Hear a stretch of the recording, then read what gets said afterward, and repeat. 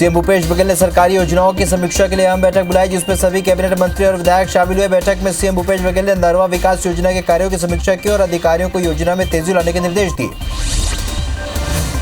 CM Bhupesh Baghel 3 दिन के बैकुंठपुर विधानसभा दौरे पर रहेंगे। उनका ये दौरा 28 से 30 जून तक रहेगा। तीनों दिन सीएम अलग अलग विधानसभा का दौरा करेंगे। वहां के तमाम कार्यों योजनाओं की जानकारी लेंगे। प्रशासन ने भी उनके संपूर्ण कार्यक्रम की सूची जारी की।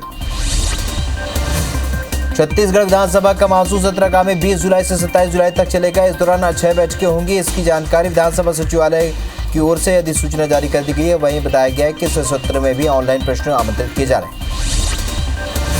6 दिन का मानसून सत्र रखे जाने पर बीजेपी ने आपत्ति जताई है। नेता प्रतिपक्ष धरमलाल कौशिक ने कहा है कि विपक्ष के पास जनहित के कई मुद्दे हैं, लेकिन सत्ता पक्ष नहीं चाहता कि इन मुद्दों पर चर्चा करें। लिहाजा इस बार की तरह अब इस बार भी कम समय का सत्र रखा गया। मानसून सत्र को लेकर बीजेपी के एतराज पर कैबिनेट मंत्री रविंद्र चौबे ने कहा कि बीजेपी के पास कोई मुद्दा नहीं बचा है। जितने दिन का सत्र होता है विपक्ष उतने दिन तक ही बैठकर चर्चा नहीं कर पाती है। विधायक सदन से भाग जाते हैं। राज्य सरकार उनके हर प्रश्नों का जवाब देने के लिए तैयार है। प्रदेश कांग्रेस के संचार विभाग के प्रमुख सुशील आनंद शुक्ला ने कहा है कि आमतौर पर विधानसभा सत्र 7 से 8 दिनों का होता है। ऐसे में बीजेपी का ये आरोप ठीक नहीं है। अगर बीजेपी चाहे तो मौजूदा सत्र के दिनों में ही प्रदेश हित के मुद्दे उठा सकती है। बिलासपुर हाईकोर्ट ने बिलाईगढ़ नगर पंचायत के अध्यक्ष के चुनाव पर रोक लगा दी है। अविश्वास प्रस्ताव के बाद अध्यक्ष को 3 महीने पहले हटा दिया गया था। इसके बाद से अध्यक्ष के खाली पद के लिए 24 जून यानी कि आज चुनाव कराने का फैसला लिया गया था। चुनाव को अवैधानिक बताते हुए हाईकोर्ट ने याचिका दाखिल की गई थी, जिस पर कोर्ट ने रोक लगा दी और साथ ही अधिकारियों से जवाब मांगा।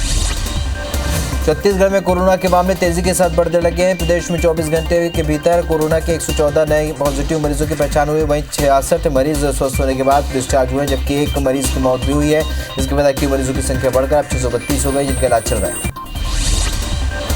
छत्तीसगढ़ में कोरोना के संक्रमण पर मुख्य सचिव ने भी चिंता जताई है। अमिताभ जैन ने स्वास्थ्य विभाग के अधिकारियों को इस पर निगरानी रखने के लिए कहा है। उन्होंने निर्देश दिए हैं कि कोरोना के बचाव के लिए हर संभव प्रयास किए जाएं।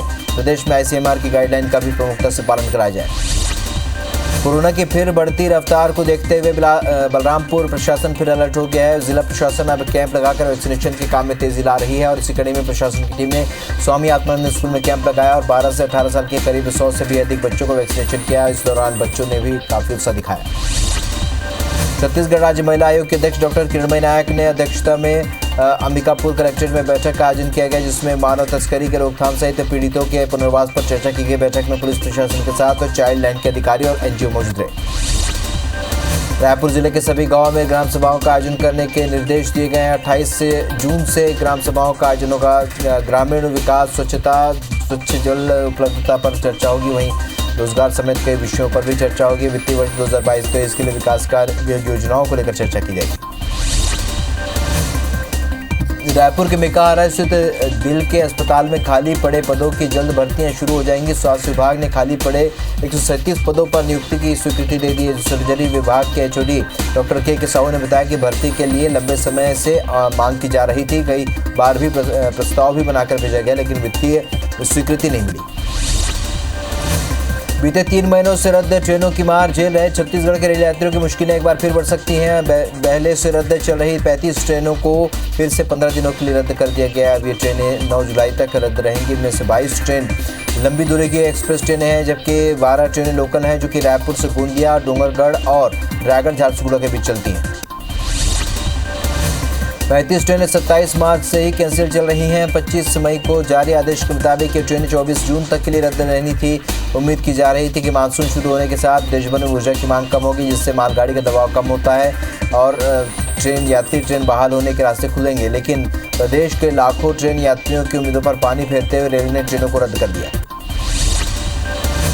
रायपुर एयरपोर्ट पर कार्गो सेवा एक हफ्ते से ठप पड़ी हुई है। कार्गो सेवा में काम करने वाले कर्मियों ने काम बंद कर दिया है। कर्मियों ने पुराने कर्मचारियों को काम पर नहीं रखने को लेकर नाराजगी जताई है कि नई कंपनी ने एयरपोर्ट का काम लिया है। वहीं सेवा ठप होने के से मेडिकल कार्गो के लिए लोग परेशान हो रहे हैं। कार्गो आने के बाद भी 2 से 3 घंटे इंतजार करना पड़ रहा है। धमतरी में एक बार फिर से सिटी बस चालू हो गई है। हो सकती है नगर निगम प्रशासन ने इसके लिए सरकार को पत्र लिखा है। निगम ने सरकार को पत्र लिखकर जल्द सिटी बसें बंद संचालन शुरू करने की मांग की है। और बता दें कि कोरोना काल के समय से सिटी बस बंद पड़ी हुई है। बीते 2 साल से सिटी बस बंद होने से यात्रियों को परेशानी का सामना करना पड़ रहा है। ऐसे में अब फिर से सिटी बस संचालन से लोगों को राहत मिल सकती है।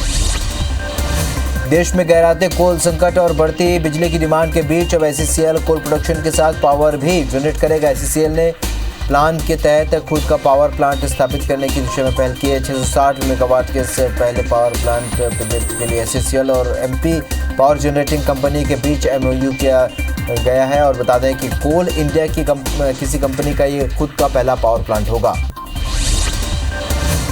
रायपुर बीजेपी और बीजेपी पार्षद दल ने आज प्रधानमंत्री आवास योजना में घोटाले, शहर के गार्डन का व्यवसायीकरण, सफाई में कमीशनखोरी सहित कई मुद्दों को लेकर नगर निगम कार्यालय का घेराव कर दिया। साथ ही नारेबाजी करते हुए प्रदर्शन किया। नगर निगम की नेता प्रतिपक्ष मीनल चौबे ने रायपुर शहर जिला अध्यक्ष जितेंद्र सुंदानी से कहा है कि नगर निगम के खिलाफ धरना प्रदर्शन लगातार जारी है। कवर्धा जिले में बिजली विभाग की बड़ी लापरवाही सामने आई, जहां विभाग ने बिना कनेक्शन के ही 2 से 6 हज़ार का बिल भेज दिया, जिसकी शिकायत लोगों ने अधिकारियों से की है। ग्रामीणों का आरोप है कि गांव में 2014 से बिजली पोल लगाया गया, लेकिन आज तक गांव अंधेरे में, महीने में कभी कभार ही बिजली चलती है। वहीं अधिकारियों ने जांच की बात कही है।